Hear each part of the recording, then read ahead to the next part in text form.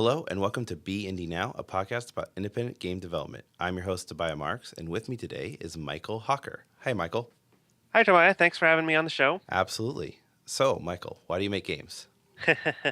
It's been part of my life forever. I grew up with computers and I just always been fascinated by them. And I was like, I should figure out how to make these things. And I just started doing that. And it's always just been something I've done in my free time, just making games and playing and learning and um, finding out how stuff works. So it's just what fascinates me. So I just enjoy doing it. Were you trying to get a job in the games industry, or were you always think of it as kind of a side hobby thing? That's been the thing for me. It's always just kind of been this side hobby. I've never quite figured out if wanting to work in the games industry and having someone else guide a vision versus having complete control over that creative process. I haven't quite figured out. Even as much as I enjoy working on them, do I just want to do it as a hobby and have that creative freedom, or I don't be wanting to work as part of a bigger corporation where maybe I can do a little bit more high profile stuff. I'm not too sure. That's been a big challenge for me, and I think the other part of it is too just I've never leapt off and wanted to try and just do it on my own. It's always been this safety for me. I'll have that full time job, have an income, and then I can just do whatever I want on my own time. And I don't, if it's successful, great. But if not, I can just do whatever I want and have fun doing it. What aspects of game development do you find appealing? Is it just the design, development, doing the whole thing with the marketing and everything? Marketing is something I probably should focus more on. It's always that last piece of like, okay, now that I've built this, how do I sell it Yeah, it's really rare to find a person who really has a passion for marketing and a passion for programming and a passion for game design. yeah. There's a lot of different skill sets that have to come together to be indie. Exactly. I mean, that's what I loved about computers and games in general is this it brings all these different fields together. Like there's not just one thing that makes them tick. There's, graphics and art and sound and music and programming and design and, fun entertainment factors or, learning educational factors. There's a lot of different varieties of games out there now. So, I mean, that's what drew me in is just having all these complexities. But yeah, it's hard to be good at them all, and so unless you magically find that right team or you find that person who loves marketing, it can be a challenge sometimes to create something and then get people to know that it's there. And especially it's just the market's getting larger and larger, so there's just so much more noise. But hopefully you can think a little bit about what the outcome is from the beginning and what you're creating and how it might have appeal, but at the same time just creating what you think is going to be fun and hoping people find it is sometimes that shot in the dark. But When did you first make a game that you shared with other people? You actually got all it together and said, okay, I'm not just going to make this for myself, but actually, share it with friends. Maybe not mass release, but showed other people in a way that you thought it was done in some yeah, way. that's a good question. It's definitely a long time ago. I started playing in games on a computer when I was 4 years old, and so that's kind of what just drew me into this world and got me fascinated by it. And then in the fourth grade, um, my school was lucky enough to have a technology educator, and he gave a course on programming, which like all my friends took, but I didn't know about it at the time. I didn't find out about it till later. So they came back and they were programming the computer. I'm like, that's so cool. So I actually started teaching myself in the fourth grade QBasic, and that's when I started making little programs and games and stuff just for my own. And then I'm trying to think when I actually created something that I first shared. I know like I modified like the Nibbles and Gorilla examples that Microsoft shipped as part of QBasic. Hmm. So we played those a bit. I'm trying to remember when exactly that was. I think one of my kind of what I'd call my larger games would have been in the eighth grade. I made a Pac-Man Still float. pretty early considering a lot of developers. Yeah, I honestly didn't start really coding until I was like 18. I had done a little bit of QBasic here and there, but never like made something and showed someone else. So a lot of yeah. people So don't this start is till later. Yeah, I mean, so I started when I was 10 years old. Eighth grade would have been, I guess, was, like 14ish, 13, I guess. But, I'm sure I would have shared a few things before then because I was always like playing on the computer and like talking to my friends about like, hey, look at this stuff. Um, but yeah, that was the first bigger one. Like I remember, was it? I think it was eighth, seventh or eighth grade. But like Let's I fast was, forward a bit too. Like when did you yeah. actually get like a game that not your friends played, other strangers started playing? That's. I mean, I think the first evidence of that would have been when I shipped my mobile game on Windows Mobile 6. So this is before the modern Windows Phone, but still, when was that? Like 2010, I guess, ish Hmm. still. Um, should look up dates later. But anyway, I shipped this little puzzle game for the opening of the Windows mobile marketplace, and I started getting like 10,000 downloads a month. So that was pretty crazy. Yeah, So that like, is really impressive considering the market share of that phone at the time too. yeah, yeah. I mean, it's still it was like the end of its lifetime. They like pushed out the marketplace. I guess they were kind of testing the waters with that model for the new phone that they were probably designing at the time or something. Hmm. But Yeah, this yeah, is I was like one there of the was a only free big game. shift in Windows Phone 7. This is so to Yeah, give some big shift. context for listeners here. It was a big change in the way apps worked. Yeah, originally on the mobile platform, you just downloaded programs like you do on your PC, and then like this whole notion of the marketplace was coming from the Apple competition. And so, but yeah, I was one of the only free games, and so it just got downloaded by everyone, and like had people commenting that they'd play it on their train to work. It was a different sort of puzzle game, so I kind of got the response like half of the people gave up after a couple minutes and gave me like 1 star, and the other half like actually figured it out and they gave me 5 stars. So like this is the greatest puzzle game ever, and it's funny. So right in the average is 3 stars, but it was fun. I ported it over to Windows Phone 7, and just got lost in the influx of apps and stuff. So it's not nearly the same response. So did you just do it by yourself, or did you work with anyone else on it? That's most of my projects have been by myself. It's just I'm trying to fit this in the few hours I have here and there on the evenings or the weekend, and so I'll just be tinkering away in the wee hours on my own, and I'll have my friends and buddies try stuff out and get kind of some feedback from them. But it's always just been about me. I never kind of happened to come across that same person with a passion and an alternate skill set and mesh up and make something work together. I know like so there's some other great teams out there that have happened to find someone in college or whatever and just it works and sparks happen. But for me, it's just always been this kind of soul adventure and looking in and seeing what I can do. Do you have a lot of game developer friends like in your social circle, or are you kind of weird where you're the guy who makes games on the side?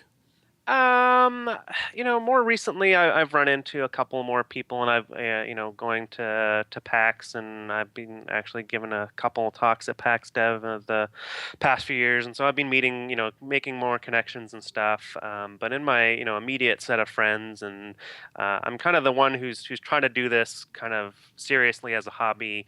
I've got a couple other that tinker with things now and then, so it's I think it's you don't always some people like think, oh, it'll be fun, let me try something out, and they can have success or they can or they may not, they might just be playing. Everyone's kind of becoming with a creator these days with things like Minecraft and user generated content. Everyone, even a lot Yeah, a of lot more people want to tweak the games that they're playing yeah. in a way beyond like we had like the modding Quake days, right? Like, Right, right. Well, I mean, the think back to Lode Runner was like the first game with a level editor. It was like mind blowing. I just loved games like that growing up. It was just like awesome. I played the game. Now I can make my own levels.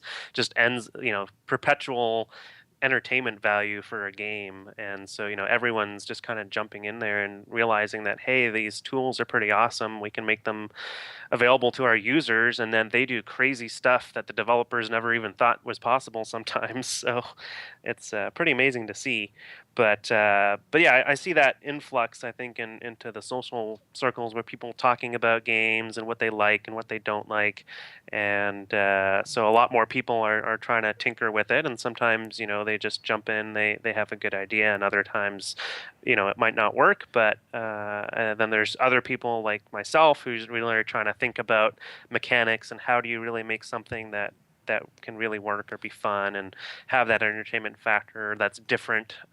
You see so many games these days borrowing from each other, and I mean, I think that's part of the atmosphere and the environment these days. Yeah, Is there's more gamers than ever too. Like there's the exactly. last 4 years, maybe probably 6 years, it's just exploded in number of people don't necessarily call themselves gamers, but number of people who spend more than 15 minutes a day playing games has gone up by many, many millions. I would easily triple Oh yeah. digit millions.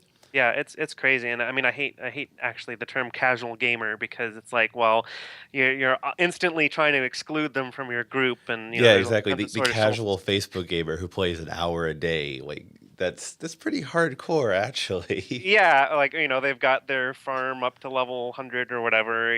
It's like they know how the game works. They're thinking about this pretty seriously at that point.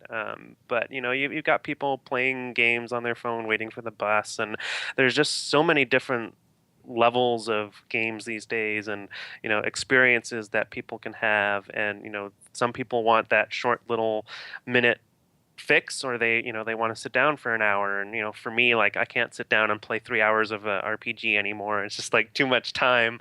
But yeah, it's really a different environment these days, so there's so many more avenues to explore creative outlets and come up with new ideas, and And I'm it's a always lot more so, possible too, because I yeah. can actually make something as a solo, ship it. I have the tools, I have the distribution channel.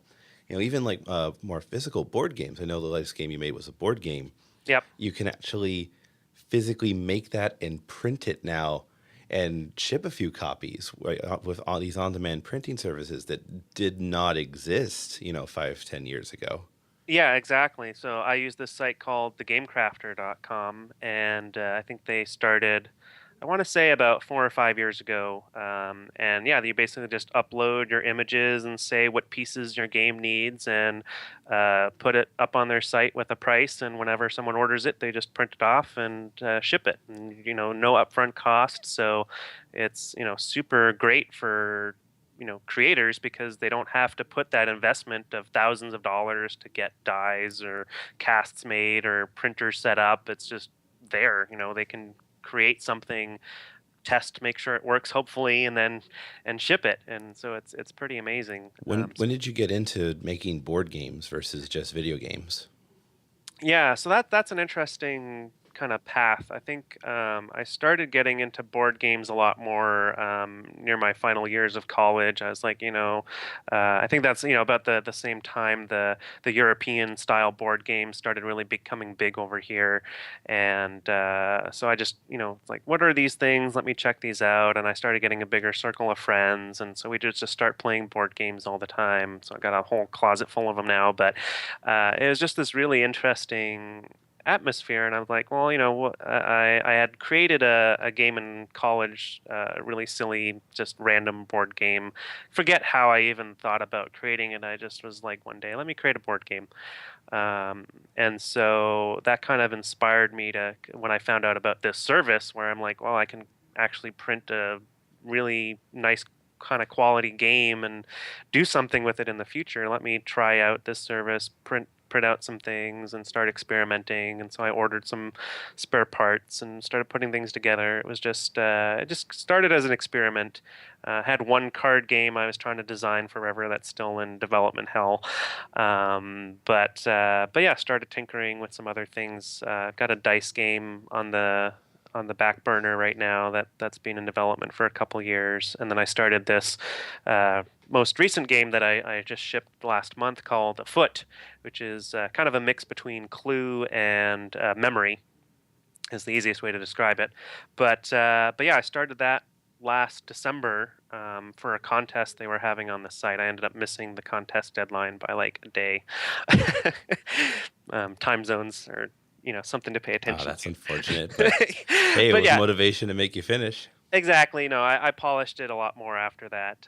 And initially it was completely different kind of style. I was just thinking of memory and how you expanded upon the strategy of memory and made it actually, instead of just kind of luck and completely, using your mind and memory skills to actually add some strategy in there. And so then I added the mystery theming to it, and it turned into this amazing little game that a couple people, 2 to 4 people, can play in like half an hour. So I was really excited about that. I printed it off. I got it made for PAX. It's in the PAX game library now. So Yeah, I thought that was super smart of you to just like, hey, I'm just gonna add my game to this library and make some person randomly pick it up sometime and try it out. yeah, that was actually my wife's suggestion. So it was a super cool idea because they're just happy to have games donated and in the library, and it's just exposure. And so, hopefully someone browsing along sees this quirky little game that they hadn't heard of before and will try it out. But yeah, they cart them all around to the 3 different national PAXs here, so Southeast and Prime. So it's pretty cool. Very cool. So Trade secret. yeah, so let me talk more about your PAX Dev Talks because that PAX just happened too, and you did a talk on education games, Yeah. educational games, I should say. Yeah, exactly. So for the past into my 4th year of volunteering now with a program called Teals. So we didn't really talk about it. My day job is at Microsoft as a developer, but Microsoft has this program where they want to kind of build up the next generation of computer scientists. Because if you look at all the charts and stuff, no one is studying computer science yet. All the jobs are in computer science, and so it's this huge discrepancy between what is needed and what is being studied. And part of that's just people don't know what computer science is. They don't get exposed to it, even in high school.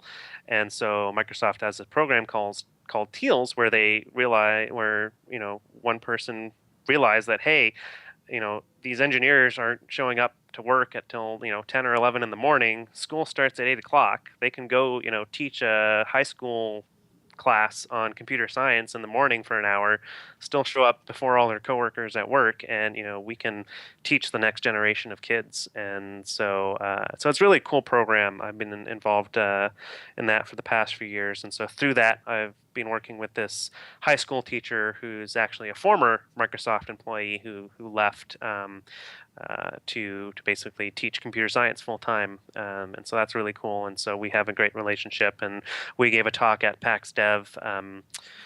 I guess 2 years ago, and then just this past year on what we've been doing with games in the classroom and for educational purposes. So part of that is just about how you can take commercial games and use them in educational contexts, even if they weren't originally purposed for that. So you look at stuff like Minecraft or SimCity, where there's these great exploration and creative aspects in them, or simulation aspects that can be used to teach kids about architecture or electrical engineering with the redstone in Minecraft. Yeah, I know a lot of teachers now are using Minecraft in the classroom, not even necessarily in science courses, just because kids engage better being in the world with the teacher. They can do the same lesson, but the kids are just paying attention more because they're getting to walk around, have their own little avatars. This kind of reminds me of Ender's Game Realized, where you have this little classroom MMO that's Yeah. just the specific server for that classroom. Yeah, exactly. I mean, and we talked about that too. Like study after study shows that, just having a teacher talk there at the kids and then have them go do some study is not nearly as effective as something where you've got that immediate feedback like you do with the game, where as soon as you screw up, you know about it and you can adjust and relearn.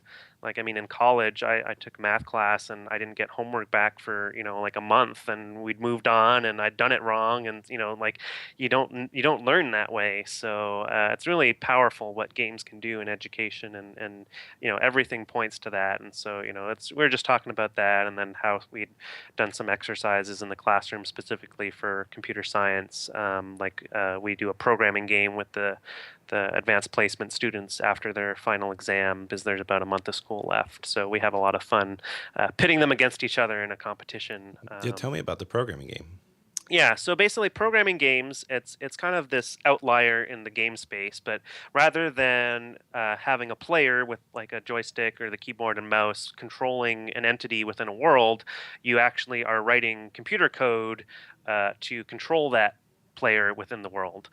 So if you ever played like the Castle of Dr. Brain way back when, and you had that like robot maze and that sort of thing, you're basically creating logic for this entity within the world, and then you're hands off. So basically, the students are trying to write a autonomous robot. And so in our programming game specifically, we have this simulation of space. So we have planets and gravity, and there's asteroids, and they're given a spaceship. And our objective this past year was called King of the Bubble. We set up these basically circular zones within this 2D approximation of space that the students had to get their ship in to earn points. And then whoever had the most points at the end of the round would go on. We took the top two scorers to move through the tournament, and then if your ship blew up, you'd lose some points and create a little bubble. But basically, the students had to take in information. So we'd give them, okay, there's a planet next to you, or you're traveling at this speed, and you're at this angle, and then they had to return commands. So they could fire their phasers, or they could. All using like a pseudocode language, or were you basing this off a known language? So this is all done in Java because that's what they're learning as throughout the whole school year for the advanced placement exam. And so yeah, we have this whole library that we basically give them, and all it does is it gives them a call. So it says, "Here's information. What do you want to do?" And they just return a command. So it's warp, rotate, fire my thrusters, raise my shields. We had a whole set of commands, and they basically have to learn how to, interpret their environment, move a ship in, real physics. So there's no friction in space. That throws them off a little bit at the start of the year or the start of the assignment, and then they just have to come up with their artificial intelligence logic to program this ship and have it go. And so then at the very end, we connect them all to the server, and they all hit run on their program, and then they just sit back and watch and hope to win. It sounds like a lot of fun. Yeah, it is a lot of fun, and actually, I've got all the videos from this past year up on my YouTube channel, so it's pretty fun to watch. Like the first player usually like someone just dominated and like pulled into first, but like second place was always like neck and neck to the very end for that second spot to move on. So it's pretty exciting stuff. The kids really get into it, and it's really quite.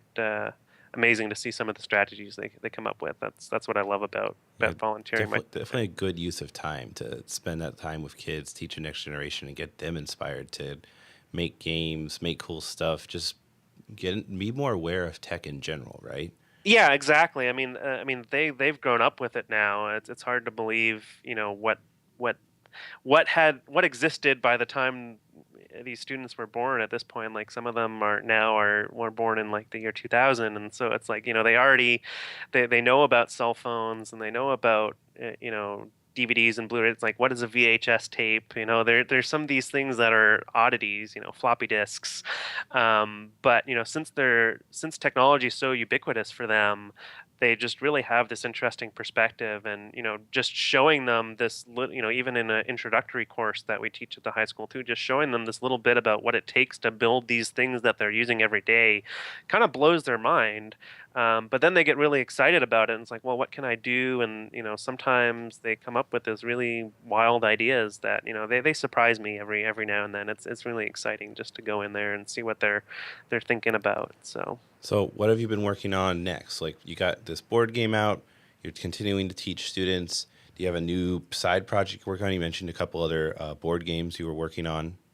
yeah, so the board games are always a big challenge because they're since you've got that physical space compared to like the virtual world, like tweaking things, and they're generally much more interactive. And so how do you deal with the time that other players aren't doing stuff. It's really quite a challenge to work with those. So those I find are always taking a lot more time to test and to tweak out all the bugs, so to speak. So I've got a couple of those on the back burner. One was released for a while, but they changed their formatting, so I just have to go back and like polish it up and ship it. I want to tweak the game play a little bit. The other one will take a little bit longer. I want to do some mathematical projections and stuff, and that just takes time. Time is always the main factor. I always like As trying it to, is always. yeah, for me, like with it being just my side hobby, it's always a matter of like months that I'm planning out and trying. Okay, am I gonna get it done by like 3 months from now? Like my goal for the end of the year is to get my old college game up on Steam Greenlight. It's a mix between Pong, Asteroids, and Galaga.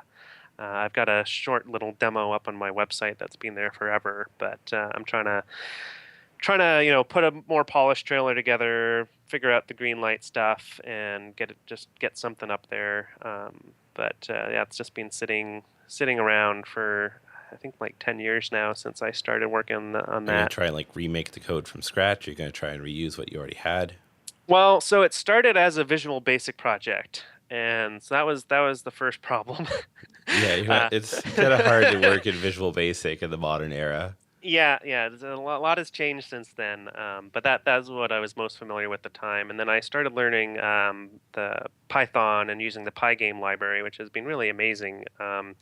And so I basically like copy and pasted my Visual Basic code over and ported it to that about 7 years ago or so, or 7 or 8 years ago. And so I started working on that, and it just became this giant project. And so that's kind of what's killed it is just the feature creep. It was before I learned about feature creep and what that meant. I Yeah, just and kept adding getting too stuff. ambitious with your scope and all that. Exactly. That's stuff I learned. I think much more later in my college career, and as I moved into the industry. But at the time, like it just grew out of proportion, and I think I've got like 44 power ups in the game or something. It's Oh pretty wow. crazy. But yeah, I just really need to chop down all the extra strings that I left dangling and ship it. But I've just got to um, just clean up a few things in the code and stuff. But I think. Yeah, it's just again time, Mhm. So time. so speaking of time and feature creep and all that, if I gave you a time machine right now and you could go back in time at some point, talk to yourself for 30 seconds, what advice would you give yourself? Yeah, I think the biggest thing for me at least is staying focused. It's so easy to jump onto the next project, and I've got dozens of things that I've just have sitting around, and so make sure as hard as it is to go and just finish something, and make sure you don't let those features creep in, and just stick with a plan, get it done, and see what happens. If it works, then you can continue working on it more. But Iterate, iterate, iterate. yep, yep, Very cool. Oh, thank you very much for getting on the show. But I like to wrap things up by talking about games we've been playing lately. sure, I'll start. I just finished Depression Quest. I know it's been out a while, but it took me a while to actually get down my list because time. yep, Um, it's shorter than I thought it would be, but it's not too short. I mean, for one, it's a free game, so if you hmm, complain your free game is too short, there's something wrong with you. yep, But it's a really well done story. It's really interesting. It's all text based, mm, um, and Zoe did a really good job making a personal connection between you and the game. I don't feel as much of I'm playing a character where the first time through I really wanted to play myself in those situations. right. What about yourself? What have you been playing lately? So in the board game space, my friends and I have just started picking up and playing the Pathfinder Adventure card game. It's a really great way to like kind of be playing an RPG, but without a lot of the bookkeeping. It's kind of all managed through cards, so that's really cool. You can sit down and play an adventure in like an hour and a half or two with your group of three to four people. So that's really cool. We've been having fun with that. Um, And then in the video game space, that's kind of why I started my YouTube series. I don't know if we mentioned it before yet, but Yeah, I'm plug it basically away.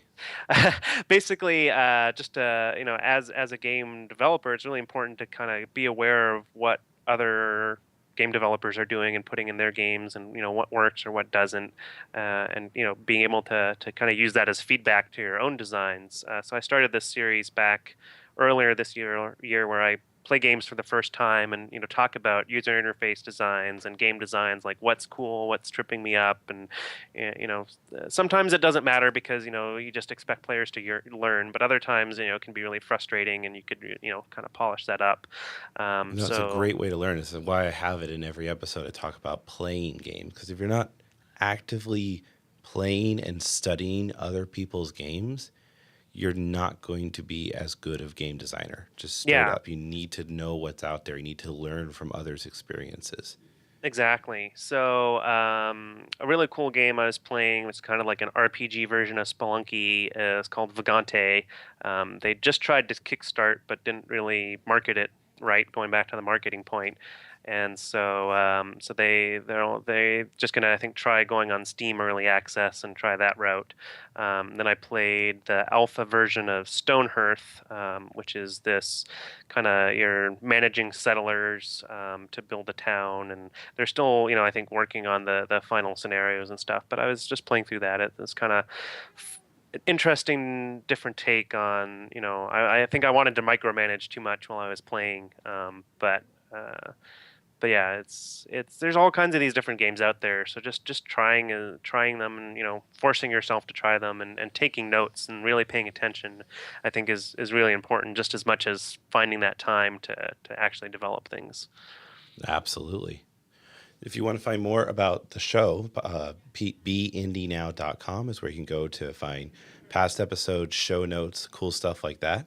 If you want to find more about me, go to my blog, tobiahmarks.com, where I have resources, articles, cool stuff like that. Or you can follow me on Twitter at Tobiah Marks. Where can we find you at, Michael? Thanks for asking. My main website is mikeware.com, mikeware.com. And then I'm at mikewarexgr at on Twitter there.